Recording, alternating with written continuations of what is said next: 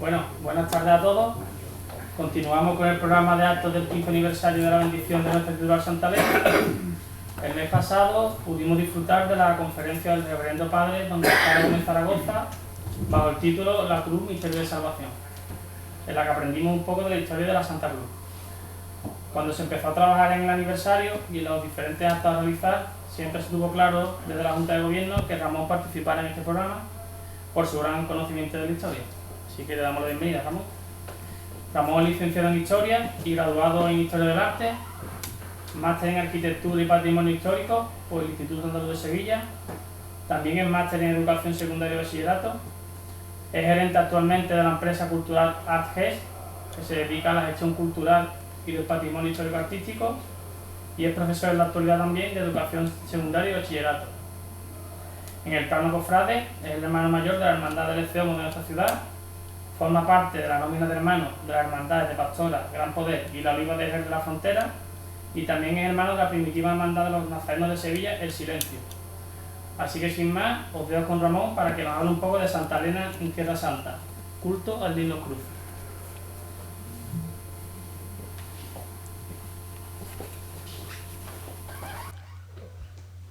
Buenas tardes, noches, y muchísimas gracias a la Hermandad de Santa Elena por haber contado conmigo para acercar un poco más la historia de vuestra titular, la historia que partiremos desde su contexto histórico y lo que nos habla la fuente sobre su vida. Y yo creo que es importante para la Hermandad y para todos sus hermanos, pues bueno, realmente poner en valor la vida de esta santa, que sin lugar a dudas muchas veces a mí me ha pasamos desapercibidos, y cuando profundizamos y leemos sobre su historia, pues bueno, valoramos muchísimo. Santa Elena en Tierra Santa, culto al Lignum Crucis. La conferencia va a estar estructurada en 4 partes bien diferenciadas, que nos va a dar una visión global de todo lo concerniente al mundo donde vivió y el legado que nos transmitió Santa Elena. En primer lugar, haremos una visión sobre el Imperio Romano en época de la emperatriz Helena, porque es importante conocer en ese contexto donde nació la emperatriz, lo que estaba sucediendo en ese momento en el Imperio Romano, y porque todo ello, que duda cabe, motivó e incentivó a su vida. Un segundo punto, vamos a abordar la vida propiamente dicha de Santa Elena a través de la fuente de la antigüedad tardía. Las fuentes documentales va a ser una fuente primaria que muchas veces, algunas hay que ponerlas en cuarentena por los cuantos nos dice, y otras sí es verdad que nos arrojan testimonio de muy primer orden para conocer el mundo y la vida de Santa Elena. Un tercer punto, vamos a hablar sobre la iconografía de Santa Elena, cómo nosotros vemos a la santa representada, qué atributos tiene ella siempre representada, tanto en las pinturas, en la escultura y en las diferentes técnicas artísticas en las que se desarrolla la historia del arte. Y por último, he querido añadir el culto al Lignum Crucis en España. ¿Por qué? Bueno, porque Santa Elena fue realmente la que descubrió el Santo Madero de nuestro Señor, y fue el Lignum Crucis esa reliquia que se empezó a difundir por Europa y llegó a nuestro país, y que es muy importante que sepamos su presencia en España, de dónde viene y a quién se la debemos, ¿vale? Por lo tanto, estos van a ser los 4 puntos principales, los ejes donde se va a vertebrar la conferencia. Pues bien, el Imperio Romano en época de la emperatriz Santa Elena. Santa Elena, ya partimos, que nació en Depranum, en la localidad de Bitinia, que es la actual Turquía, en torno al 250 después de Cristo. El momento histórico en el que se va a desarrollar la vida de Santa Elena y donde va a nacer Santa Elena es lo que se conoce por la historia como la anarquía militar. La anarquía militar en el imperio, que va a recorrer desde la muerte del emperador Alejandro Severo hasta la subida al trono del emperador de Diocleciano. Sin lugar a dudas, va a ser unos momentos convulsos en lo que es la historia del Imperio Romano, y se va a destacar sobre todo por esa inestabilidad política, que ahora veremos los diferentes puntos donde esa inestabilidad política se va a hacer latente. Inestabilidad política, por un lado, con esas diferentes incursiones militares, tanto por los persas en la zona oriental como por los pueblos fronterizos. Como sabéis, llegará un momento con la caída del Imperio Romano donde los pueblos, los denominados bárbaros, ¿vale?, pues tanto godos como ostrogodos en la parte norte del imperio, pues harán haciendo presión en la frontera, y eso hará mermar, pues bueno, todo el poder que tenía el Imperio Romano.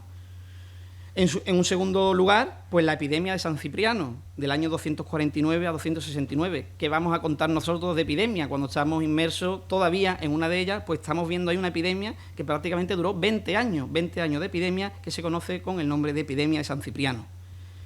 Y otro factor muy importante que nos lleva a la inestabilidad política es la continua sucesión de emperadores. Estamos en un momento, ya pasó Octavio Augusto con su reinado y tal, que bueno, que ahora estamos en un momento donde los emperadores sale uno, entra otro, y eso es debido a la inestabilidad política que existe en el imperio. Menciono a Decio Trajano, del 249 al 251, que fue el emperador donde nació Santa Elena.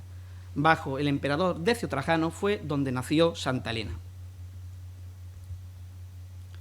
Como he dicho, esa inestabilidad política llegará un momento, ya con Diocleciano, que se plasmará en un periodo de reforma. Periodo de reforma que irá desde arriba hasta abajo. Por ejemplo, partiremos con el sistema de gobierno. El sistema de gobierno, se crea un sistema de gobierno que es lo conocido por la historia como la tetrarquía, donde existirán 2 Césares y 2 Augustos para el gobierno del imperio. Uno de ellos será la persona con la que se supone, como ya veremos más adelante lo que nos dice la fuente, estuvo unido o casado la emperatriz Santa Elena, ¿vale? Como es Constancio Cloro, el padre de Constantino. Habrá también reformas tanto en el ámbito económico, en el ámbito militar, en el ámbito administrativo, y reformas también en el ámbito territorial. En el 306 va a fallecer Constancio Cloro, el que estaba en unión con la emperatriz Elena, y su sucesor va a ser Constantino el Grande. En la parte oriental del imperio, ya en el 311, ¿vale? Galerio, que como hemos estado viendo existe un sistema de tetrarquía y habrá 2 Augustos y 2 Césares, Galerio va a emitir un edicto denominado el Edicto de Tolerancia en Nicodemia. ¿Qué nos dice eso? Que en el año 311 ya la religión cristiana se va a permitir siempre y cuando no altere el orden público del imperio. Año 311. Todavía queda un poco hasta el famoso Edicto de Milán. Esta es la situación donde vemos el vasto imperio romano, ¿vale? Esa división ya con ese sistema tetrárquico, ¿vale? Donde ya, por ejemplo, podemos observar toda la parte donde está Constancio Cloro, que es la parte de la Galia, y toda la parte oriental donde se sitúa Diocleciano, y también se sitúa Diocleciano y la parte de Galerio. Uno de los momentos clave en la historia del Bajo Imperio, y que sin lugar a duda va a marcar un momento crucial para la historia del cristianismo primitivo, fue el enfrentamiento que tuvo lugar en el Puente Milvio, en la conocida batalla del Puente Milvio, entre las tropas de Magencio con Constantino. Como sabemos, por lo que nos dice la fuente, Constantino tuvo un sueño en el que se le aparecía un rayo, un aro solar, con las iniciales Chirró, Cristo, el ungido. Pues bien, ese símbolo es el crismón que el mismo Constantino lo mandó grabar en su yelmo y en los estandartes, y gracias a ello, según siempre lo que nos dice la tradición, ganó la batalla contra Magencio en la batalla del Puente Milvio. En cuanto a Oriente, en Oriente seguirá gobernando, estará Licinio Augusto, y ahí he querido plasmar, pues bueno, una representación pictórica de esa batalla del Puente Milvio, y a la izquierda una imagen del crismón. El crismón, junto a la figura del buen pastor, serán las 2 imágenes primarias de toda la iconografía cristiana primitiva hasta el descubrimiento del Lignum Crucis, que vendrá a sustituir el crismón y el buen pastor. La tetrarquía llegará a su fin, sobre todo con ese enlace matrimonial que va a llevar a cabo Constantino con Licinio, para que Licinio se case con la hija de Constantino, Constanza. Llegamos al Edicto de Milán, edicto muy importante en el año 313, porque va a permitir el culto cristiano junto al pagano. Por lo tanto, en el Edicto de Milán no se hace todavía la religión oficial del imperio, hasta el Edicto de Tesalónica en el año 380, bajo el emperador Teodosio. En el año 324, Constantino va a derrotar a Licinio y se va a proclamar Caesar como los antiguos emperadores altoimperiales, como a la usanza de Octavio Augusto. Constantino I, Constantino el Grande, fue sin lugar a dudas el hijo de Santa Elena, una persona muy importante para nosotros los cristianos y muy importante para el cristianismo primitivo. Llevó a cabo un enorme proceso de cristianización topográfica del imperio y entre el año 312 y 325 se construyeron multitud de lugares de culto y edificios cristianos por todo el imperio romano. Ahí vemos una de esas construcciones tan importantes para los cristianos como fue la primitiva Basílica de San Pedro. Esto es una reconstrucción de cómo era en esa época, en el siglo IV después de Cristo, los inicios de la Basílica de San Pedro, que nada tiene que ver con la obra que actualmente tenemos. Pues bien, Constantino, al igual que llevó a cabo el desarrollo y las empresas de nuevas construcciones para los cristianos, también llevó a cabo la fundación de Constantinopla, la New Roma. ¿Por qué la New Roma? Porque Roma en ese momento ya no era el centro del Imperio Romano, ya Oriente iba a emerger, iba a tener su importancia y eso le llevó a Constantino a fundar Constantinopla. Constantinopla, recordemos, es una antigua colonia griega, se llama Visa, y tuvo el estatus jurídico de colonia en época de Septimio Severo. Pues bien, fue consagrada Constantinopla el 11 de mayo del año 330 y allí mismo falleció 7 años después Constantino, en la fundación que había llevado a cabo. Constantino y la Iglesia, como hemos estado diciendo, Constantino fue una figura principal para entender ese cristianismo primitivo y esa difusión de los primeros cristianos por el Imperio Romano.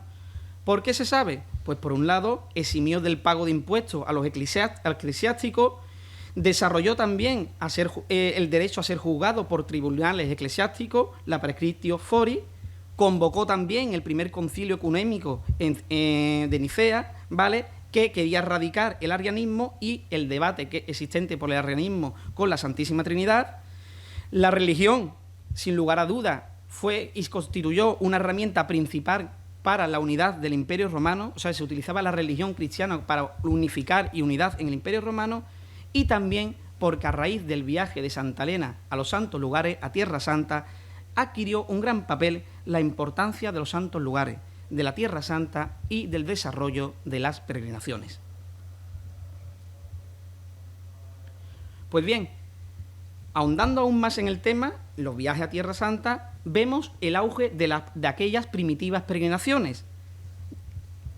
El primer itinerario del que se tiene constancia data del 333 y es el itinerario más antiguo que se conoce a día de hoy, con el nombre de itinerario bordigalense. Sin lugar a dudas, una de las primeras mujeres, como ahí recojo, la primera mujer peregrina, data del siglo IV, la famosa monja gallega Egeria. Egeria se cree que su origen procedía de la zona del Bierzo, ¿vale?, y realizó una descripción minuciosa de todo ese recorrido que partió desde Galicia por la parte cuando visitó Tierra Santa, el monacato palestinense y la liturgia del rito oriental.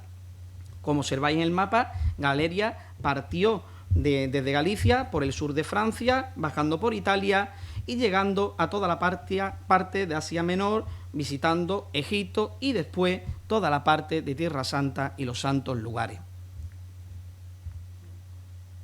Este evidente auge de las peregrinaciones, como cualquier dinamización que actualmente, cualquier dinamización que se haga del territorio, provoca un desarrollo económico y social, pues eso también lo provocó aquellas primitivas peregrinaciones. Hubo un desarrollo económico y social debido al transcurso y al transcurrir de las personas por aquellos caminos. Eso motivó también al interés por el culto a las reliquias y a los relicarios. Y ahí os traigo 2 ejemplos que muchas veces pasan desapercibidos y que, bueno, es interesante pararse a observar. Son los denominados ampullae y encolpia. Los ampullae son pequeñas ampollas donde, bueno, hechos de cerámica, recogía un trozo de tela o reliquia de hueso de santo que los peregrinos se llevaban consigo, así como las encolpias, que eran pequeñas crucecillas con anverso y reverso donde se depositaban restos de reliquia de santo. Pues bien, ya ahí estamos viendo cómo los relicarios se estaban desarrollando en el siglo IV después de Cristo.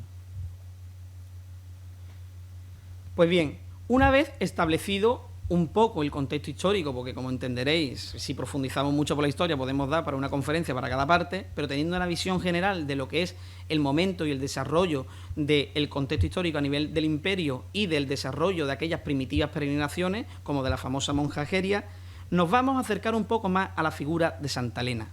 Flavia, Julia y Helena. Como hemos comentado, nació en Depranum, Bitinia, actual Turquía, en torno al año 250 a.C.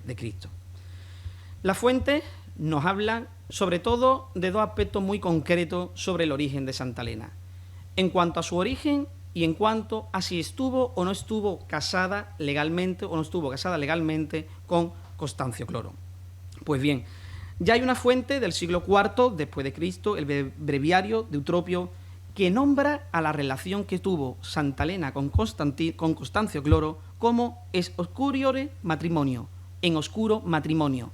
Algo había de diferencia en ese matrimonio porque, como recordemos, Constancio Cloro era una persona con un poder militar que realmente lo que tenía en su vida y lo que quería llegar a ser era, pues bueno, César del Imperio, Augusto del Imperio, que fue lo que llegó a llegar a ser. Pues bueno, en esa carrera, por conseguir posteriormente que se casaría con Teodora, hija de Maximino, pues bueno, ahí ya nos dice que esa relación procedía de un oscuro matrimonio.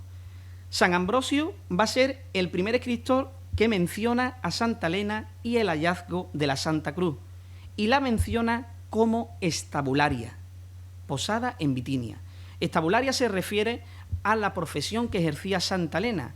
Santa Elena ejercía la profesión de estabularia en una posada en Bitinia cuando conoció, en aquellos viajes que hacían los ejércitos militares, a Constancio Cloro. Constancio Cloro pues, se enamoraría de Santa Elena y ahí fue donde empezó aquella relación. Otro autor, otro escritor, Zósimo, incide en mencionar a Constantino como hijo de una mujer de baja condición social. Otro apunte más que nos muestra ese origen de baja condición social, ese origen humilde de donde procedía Elena y que posteriormente, pues evidentemente, Constancio Cloro la repudia para unirse con Teodora. Ahí vemos un mapa donde, para que veáis dónde está situado la zona donde nació Santa Elena, en la zona de Bitinia y el Ponto, que es la actual Turquía, la zona norte. En cuanto a términos que aparecen calificatorios de la figura de Santa Elena, podemos encontrar términos como usor, en relación al concepto de esposa, concubina y cónyuge. Estos términos aparecen ya en la crónica gallica, en la crónica de Próspero de Tiro y en la historia sobre los paganos del libro VII de Orosio. En estos libros ya se recoge esa terminología y una vez más se profundiza sobre ese origen que tuvo Santa Elena. Un origen que solamente lo sabemos a través de las fuentes documentales, pero que duda cabe que sí se puede generalizar que procede de un origen humilde. Elena y Constancio Cloro tuvieron una relación en torno al año 270 y se sabe porque en el año 280 se desposa con Teodora. Por lo tanto, Santa Elena pues se queda sola. Pero no se va a quedar sola. Vamos a ver cómo su hijo le va a dar lugar junto a él cuando suba como emperador.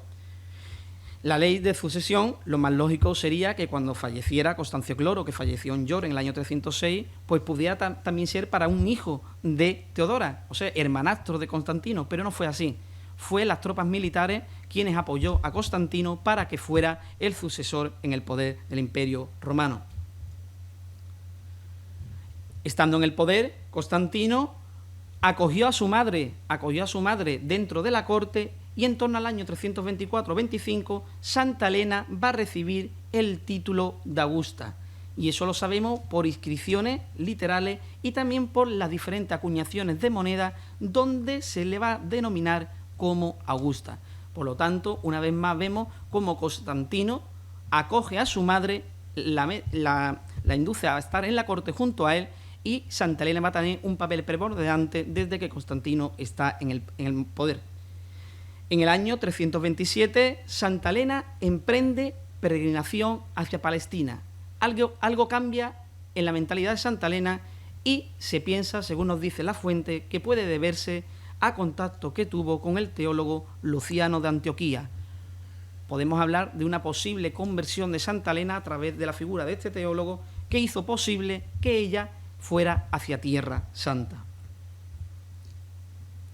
Sin lugar a dudas, la fuente más importante, no solo para conocer la figura de Constantino, sino también para conocer la propia historia de los pocos datos que se tiene de Santa Elena, es la obra de Eusebio de Cesarea. Eusebio de Cesarea es un escritor en torno al 275 al 339, que es el conocido biógrafo de Constantino. Y él mismo, en su obra Vida de Constantino, en su libro tercero, nos dice lo siguiente: con presteza juvenil llegó aquella prudentísima anciana a las provincias orientales y a Tierra Santa para venerar el suelo que había pisado el Salvador. Así nos lo transmite Eusebio de Cesarea, esa peregrinación que realiza Santa Elena a Tierra Santa. Podríamos nombrar más escritores que nos ahondan aún más sobre ese viaje: Sócrates de Constantinopla, San Ambrosio, San Paulino del Nola, tan cercano a nosotros, San Paulino en Barbate, pues ya nos recogen sobre la figura de Santa Elena en Tierra Santa. Santa Elena, cuando llegó a Tierra Santa, pues evidentemente hacía 3 siglos que no se sabía nada de la Santa Cruz. O sea, pasó 3 siglos, nada se sabía. En aquel territorio hubo luchas civiles, hubo terremotos, y evidentemente estaba un territorio que poco se sabía cuando ella llegó allí. Pero sí, la obra de Gelasio de Cesarea, en su historia eclesiástica, que data del siglo IV después de Cristo, nos habla de cómo, cuando Santa Elena llegó allí, mandó excavar en diferentes puntos de Jerusalén donde estaría la Santa Cruz. Entonces empezó a excavar, mandó excavar y empezó a desarrollarse unos procesos de excavación a ver dónde estaba Santa Elena. En ese punto hay que decir, como veremos a continuación, que es donde aparecen varios aspectos, muchas veces un tanto de mitos, de leyendas, que tuvieron una difusión muy grande en el siglo XIII, en plena Edad Media, y que a veces pues nos puede llevar a equívoco de cómo fue, no fue eso a ciencia cierta. Datos documentales lo podemos extraer de Gelasio de Cesarea, pero se puso muy en boda en plena Edad Media la leyenda dorada del dominico Giacomo de la Vorágine. ¿Por qué digo esto? Porque, como veremos ahora, una obra de Piero de la Francesca se relata que Santa Elena, cuando llegó a Jerusalén y mandó excavar los diferentes puntos donde estaba la Santa Cruz, pues aparecieron 3 cruces, ¿no? Y según la tradición se dice, pues que se cogió 3 personas enfermas, y aquella persona que se pusiera sobre la cruz y sanase, aquella cruz era la de nuestro Señor. Y así es como nos lo relata. Giacomo de la Vorágine incide un poco más en que Santa Elena llegó a Jerusalén, en cierta medida presionó a los judíos de cara a que si no le decía tal, pues podía caer cualquier cosa sobre ellos. En definitiva, son leyendas, historias que muchas veces distan de la verdad, pero lo que sí todas coinciden es que en el descubrimiento de una forma u otra de Santa Elena como propiciatoria del Santo Madero. Tanto Gelasio como Sócrates de Constantinopla aluden a ese sueño de Santa Elena para ir a Jerusalén. También se habla de un sueño que tuvo la emperatriz Helena, donde a ella se le aparece en sueño que tenía que ir a Jerusalén para encontrar la Santa Cruz de nuestro Señor. Y allí mismo fue donde descubrió las 3 cruces, incluida la del Santo Madero, los 3 clavos de nuestro Señor y el títulos que mandó a poner Poncio Pilato sobre la cabeza de nuestro Señor cuando fue crucificado. Esta es la obra que os mencionaba antes, que pertenece a todo el ciclo pictórico que realizó Piero de la Francesca en la iglesia de San Francisco de Arezzo, ¿vale? Donde nos habla sobre cuando Santa Elena se hace presente allí en Jerusalén, estando en el gobierno religioso el obispo Macario, y nos habla sobre que aparecen las 3 cruces, esas personas enfermas que se ponen sobre la cruz hasta que aparece la cruz verdadera. La obra misma se llama El descubrimiento de las 3 cruces y la beatificación de la Vera Cruz a través de esa persona enferma que sana al tocar la Santa Cruz.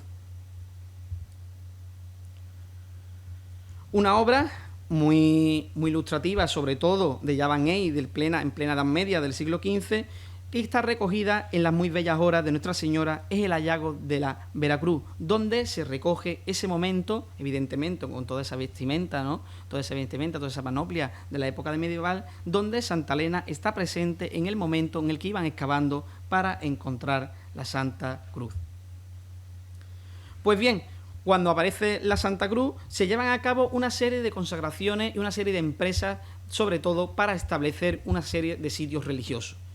Por ejemplo, consagración del nuevo templo del Santo Sepulcro. Allí donde apareció la Santa Cruz, según nos recoge Sócrates de Constantinopla, se mandó construir un templo que es el Santo Sepulcro, que a día de hoy se conserva.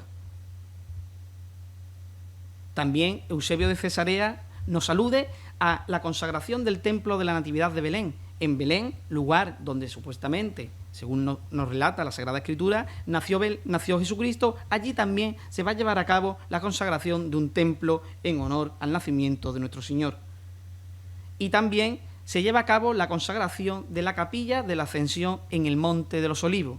Serán 3 de las construcciones más importantes que nos recoge la fuente como edificios construidos a partir de aquel viaje y descubrimiento de la Santa Cruz realizado por Santa Elena.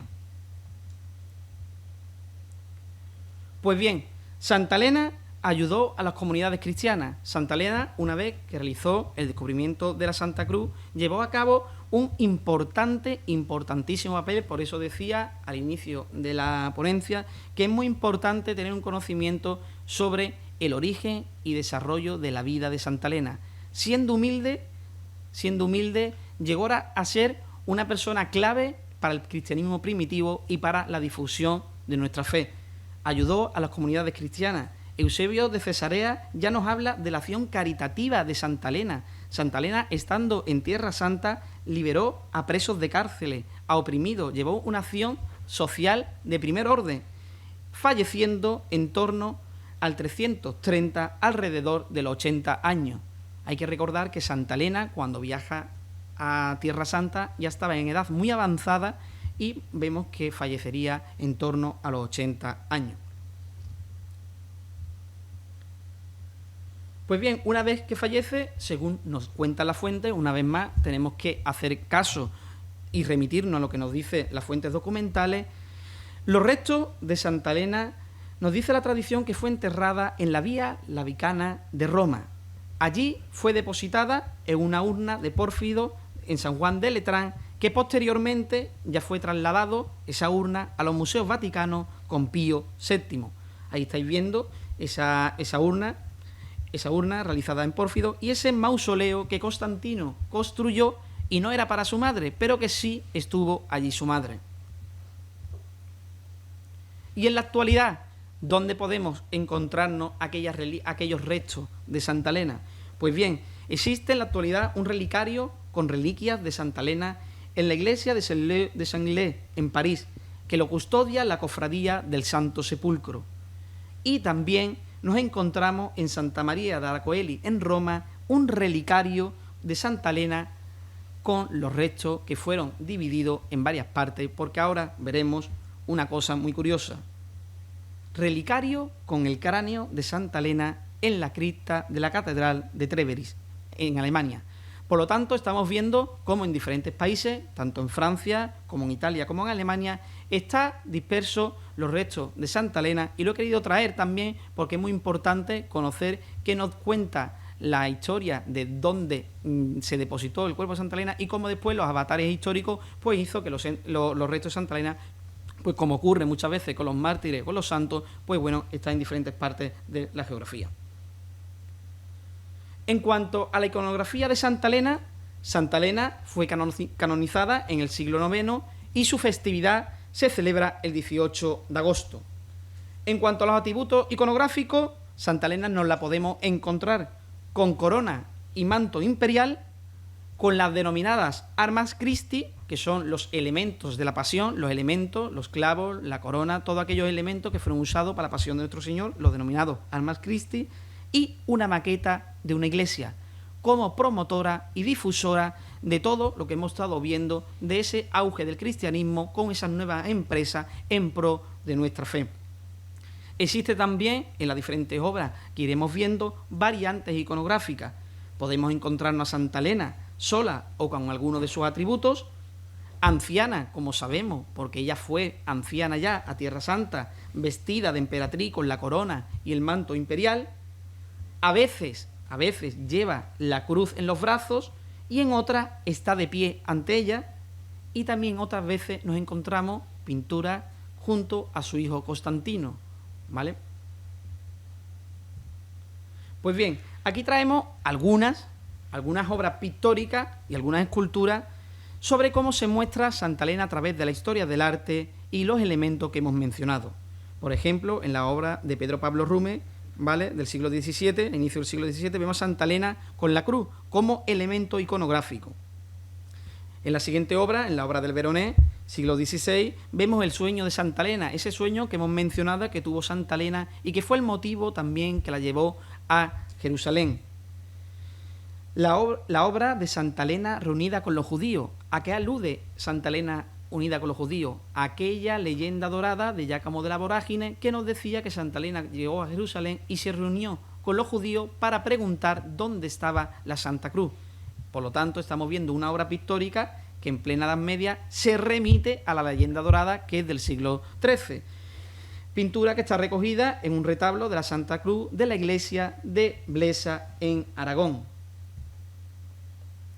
También vemos una pintura de Santa Elena del siglo XV del Museo de la Colegiata de Santa María en Sátiva, en Valencia, donde se nos muestra a Santa Elena con esas armas Christi, en este caso con los 3 clavos sobre su mano, el Santo Madero que lo abraza con su mano izquierda y coronada como emperatriz, como Augusta, que así la nombró su hijo Constantino. Después vemos un boceto de Vigari, de Vittorio María, del siglo XVIII, que se conserva en el Museo del Prado, donde aparece nuevamente Santa Elena abrazando a la cruz. Y bueno, una obra que para todos los que hemos estado en Roma, allí en San Pedro, pues una obra que no pasa desapercibida, pues Santa Elena de Andrea Bolghi, esa imponente escultura realizada en mármol que se conserva en la Basílica de San Pedro de Roma y donde vemos a la santa con todo ese tratamiento de la vestimenta y de los ropajes abrazando con su mano derecha a la Santa Cruz. Nuevamente recupero aquella imagen que puse antes donde vemos el hallazgo de la Veracruz en el libro de las muy bellas horas, un libro de Nuestra Señora, obra de Jan van Eyck del siglo XV, donde vemos a Santa Elena supervisando en ese momento en el hallazgo de la Santa Cruz. Y en el hospital de la Santa Caridad de Don Miguel de Mañara vemos esta magnífica exaltación de la cruz, obra de Valdés Leal, con cronología 1684-85, que se conserva en el Hospital de la Caridad de Sevilla, donde vemos el momento, uno de los momentos que no he querido tampoco ahondar mucho en el tema, que ya nuestro compañero Quete estuvo hablando de la exaltación, de la elevación, pero bueno, vemos el momento de la exaltación de la cruz, que muchas veces confundimos en las pinturas cuando vemos a Santa Elena y nos creemos que está Constantino. Muchas veces nos creemos que está Constantino, pero en verdad la figura que aparece es Heráclito, porque Heráclito fue la persona que recuperó la Santa Cruz de los persas. Fue la persona que introdujo la Santa Cruz en Jerusalén. Él iba hay algunas pinturas de ello, no sé si he traído algunas, pero hay pinturas en las que muestra entrando a Heráclito con toda su corte, con toda la pomposidad, con su ropaje, y según cuenta la leyenda, pues la cruz le impedía acceder a entrar en Jerusalén. ¿Y por qué era? Porque tuvo que despojarse de todas las vestiduras para entrar en la santa ciudad. Por eso muchas veces aparecen pinturas con la figura de Heráclito y se confunde con Constantino, y es Heráclito. Aquí vemos nuevamente otra pintura de este ciclo pictórico de la iglesia de San Francisco de Arezzo, que antes hemos estado viendo el descubrimiento de las 3 cruces, y ahora vemos la exaltación de la cruz de Piero de la Francesca, y también otra obra perteneciente al tabernáculo de Frankfurt, donde vemos nuevamente todo el ambiente religioso en ese rompimiento de gloria y la exaltación de la cruz en el centro y la aparición de Santa Elena junto a los pies como precursora y como promotora del descubrimiento de la Santa Cruz, junto a los personajes, evidentemente, de la Santa Iglesia, pues todos se lo deben a ella.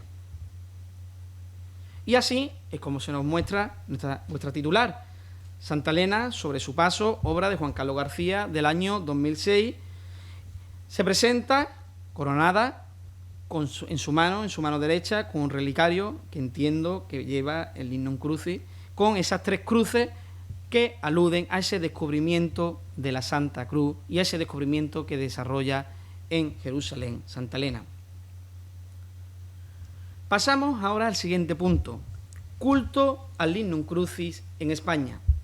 El culto al Santo Madero nos tenemos que remontar en torno al 347, cuando ya San Cirilo de Jerusalén nos lo muestra y nos habla como un símbolo de la cristiandad.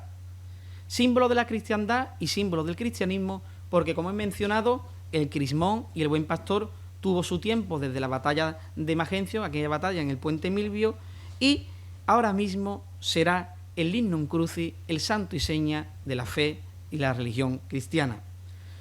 La Santa Cruz, que descubrió Santa Elena, se dividió, como hemos visto que se dividieron sus restos, se dividió y se dividieron también el título que mandó poner Poncio Pilato. Parte fue a parar a Roma y otra parte fue a parar a Jerusalén. Lignum Crucis, cuando nos remitimos al Lignum Crucis, nos remitimos al concepto de madera de la cruz, del árbol de la cruz y del árbol de la vida. Del árbol de la vida donde muere nuestro Señor y donde, gracias a su muerte, somos perdonados por nuestros pecados. Y así lo va a recoger en su obra Lignum Vitae San Buenaventura, que esta pintura viene magníficamente para representar todo lo que también lo vemos muchas veces en el árbol de Jesé. Cristo fallece para el perdón de nuestros pecados. Por lo tanto, la cruz es cruz de muerte y es cruz de vida. La reliquia y el Lignum Crucis más importante, no solo de España, sino de Europa, que se conserva, es el que está en el monasterio de Santo Toribio, en Liébana, en Cantabria, con cronología del siglo VIII. Según las cronologías y según las crónicas, nos dicen que pertenece esa santa reliquia al brazo izquierdo de la cruz. El relicario está realizado en plata dorada con ornamentación gótica, como estáis viendo en sus extremos, y está realizada por un orfebre vallisoletano en torno al 1679. 1679. Este es el Lignum Crucis más importante, no solo de España, sino de Europa. Otros Lignum Crucis, también muy importante y que tuvo mucho auge, sobre todo en el siglo XIV, ¿vale? Es la famosa Cruz de Caravaca, que es un lugar de culto y lugar de peregrinaciones para muchos cristianos en la actualidad. También un Lignum Crucis que lo encontramos en la Vera Cruz de Caspe, de Zaragoza, que ya vamos a ahondar un poco más en el tema, y son las procesiones que se realizan muchas veces por las hermandades con los Lignum Crucis. Así procesiona el Lignum Crucis de Caspe. Sobre un pequeño paso, pues sale el Lignum Crucis por el pueblo. Lignum Crucis en Semana Santa. Así bien, muchas hermandades en España, y más cercano lo veremos en Andalucía, sacan al Lignum Crucis en procesión. La Real Cofradía del Santísimo Sacramento de Minerva y de la Santa Veracruz de León así lo saca en procesión a una reliquia del Lignum Crucis.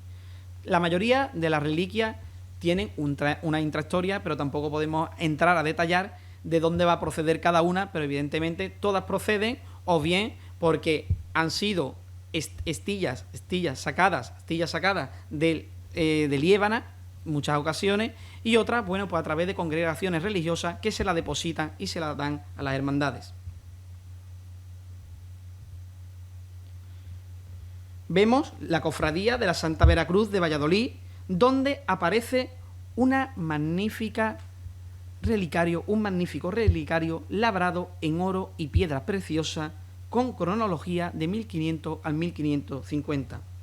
Si observáis en la parte de abajo, todo ese tratamiento aparece junto, debajo al Lignum Crucis, Adán y Eva y el árbol del pecado. Una vez más nos remite cómo la cruz de muerte de nuestro Señor hace que el pecado se redima. Por lo tanto, estamos viendo totalmente un trabajo iconográfico de primer orden que bien se recoge en este relicario Lignum Crucis de la Cofradía de la Santa Veracruz de Valladolid. También lo vemos en la Cofradía de la Santa Veracruz de Salamanca, con ese relicario en forma de cruz labrado con cronología de 1675 y que portan los hermanos y lo sacan en procesión. Hay que decir que muchas veces estas procesiones del Lignum Crucis o bien la sacan un Viernes Santo o incluso un domingo de resurrección la encontramos, que es como el caso de la Veracruz, de la Santa Veracruz de Salamanca. Lignum Crucis también de la cofradía del Santo Entierro del Cristo de Soria, reliquia que fue llegada a Soria nada más y nada menos que en el año 1522, y así la sacan en procesión en Soria. Y bueno, más cercano a nosotros, en Andalucía, la Veracruz de Sevilla. La Veracruz de Sevilla, como hacía hace unos cuantos años también la Veracruz en San Fernando, bueno, pues los hermanos nazarenos portan el Lignum Crucis, que sale en procesión para que también se pueda besar. La Hermandad de los Dolores del Viso del Alcor, también en referencia a la Veracruz de Sevilla, también lo saca en procesión.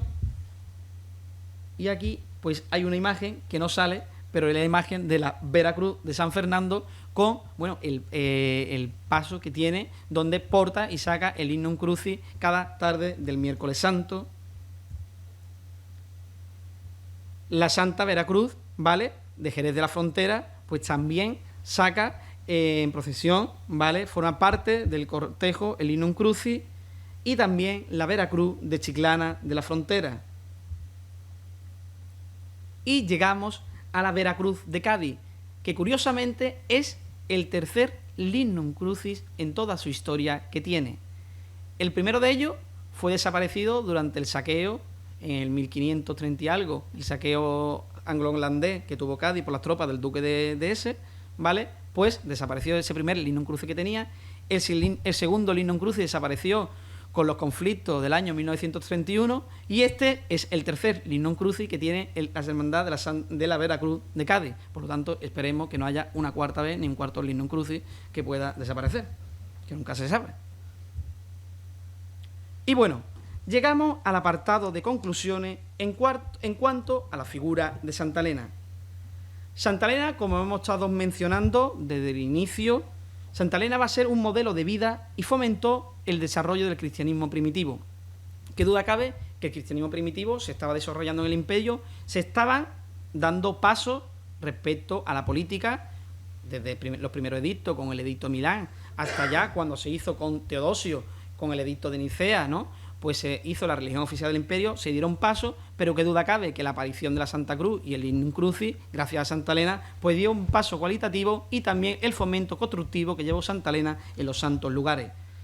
La principal obra para acercarnos al conocimiento de Santa Elena, sobre todo de una forma documental, es gracias al biógrafo de Constantino, como su obra Vida de Constantino, ¿vale?, que es la fuente más fiable, aunque quien quiera entretenerse un poco y conocer un poco a modo de historieta la obra de Giacomo de la Vorágine también lo puede hacer, pero bueno, que siempre son historietas, porque ahí se recoge muchas veces historias de mártires que, bueno, que distan mucho a la realidad, y bueno, son historietas que sirvieron mucho en los aspectos pictóricos para la realización de pinturas de ciclos pictóricos, pero que nada tiene que ver con lo que ocurrió. Santa Elena se destaca, como hemos estado hablando, por su carácter piadoso y caritativo. Llevó a cabo muchísima acción social, y que es muy importante que la hermandad, pues bueno, que como las hermandades siempre están en primera línea en el trabajo de acción social, pues tenéis una fuente primaria como esa acción social que Santa Elena llevó a cabo y que ustedes lo tenéis muy a la mano. Promotora de centros religiosos, hemos estado viendo, auspició el Santo Sepulcro, auspició en el Monte de los Olivos la Ascensión, y auspició multitud de construcciones que gracias a ella incentivó y creó auge para los primeros cristianos. Y sobre todo hay que reconocer a Santa Elena como promotora del culto al Lignum Crucis y a las peregrinaciones a Tierra Santa. Gracias a ella, las hermandades a día de hoy les rinden culto al Lignum Crucis, y sobre todo se realizan las excursiones y todo lo que nosotros conocemos a día de hoy a Tierra Santa, porque gracias a ella es lo que se conoce. Sí es verdad que hay que tener diferencias en dos aspectos. Muchas veces en la documentación nos podemos encontrar como las peregrinaciones a los santos lugares o las peregrinaciones a Tierra Santa, que no es lo mismo. A los santos lugares aluden a los santos lugares donde estuvo nuestro Señor, y por eso son peregrinaciones a los santos lugares. Y cuando se habla de peregrinaciones a Tierra Santa, se habla de todos aquellos territorios que aparecen recogidos en las Sagradas Escrituras, ¿vale? Por lo tanto, muchas veces, eso lo he querido aclarar porque muchas veces nos llevamos a equivoco. Tierra Santa es todo, pero no todo, en toda la Tierra Santa estuvo nuestro Señor, estuvo en un territorio, ¿vale? Y bueno, por mi parte, agradecer una vez más a la Hermandad de Santa Elena por contar conmigo. He querido ser breve, tampoco muy extenso, porque son muchos aspectos históricos, la historia muchas veces es muy densa, pero sí resaltar aspectos muy importantes y sobre todo deciros a la Hermandad que sigáis manteniendo la fe y el culto al Dignum Crucis, porque gracias a Santa Elena y gracias a ella os va a dar un empuje, sobre todo como fieles custodios de nuestra fe, y tenéis un ejemplo muy cercano y que sigáis dándole culto. Muchísimas gracias a todos.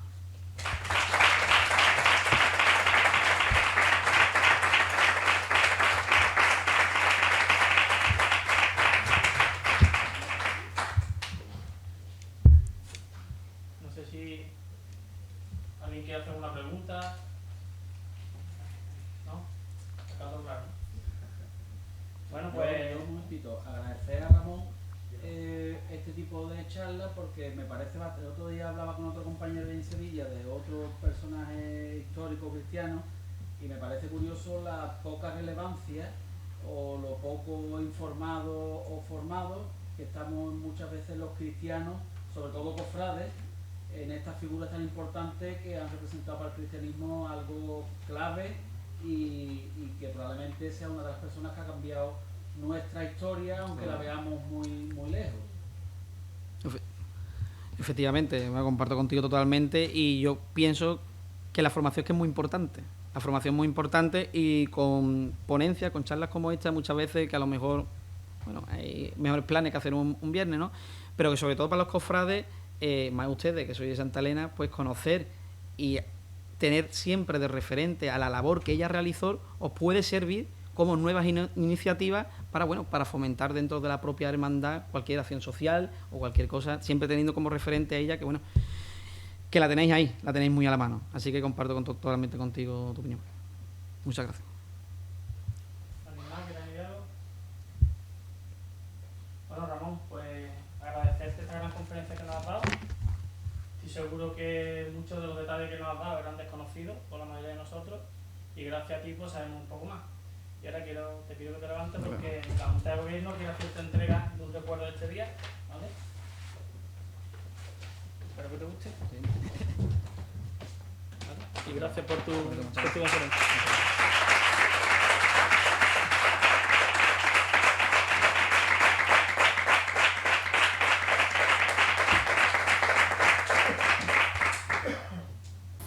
Y ya para finalizar, pues os invitamos al próximo acto, que será la clausura de este aniversario, el próximo 15 de octubre a las 8 de la tarde, en la Iglesia Vaticana y Castrense de San Francisco. Consistirá en una solemne misa con el motivo del 15 aniversario de la bendición del titular y seguidamente la exaltación a Santa Elena, que estará a cargo de nuestro hermano y capataz, don Daniel Posada López. Así que nada, gracias a todos por acompañarnos y buenas noches.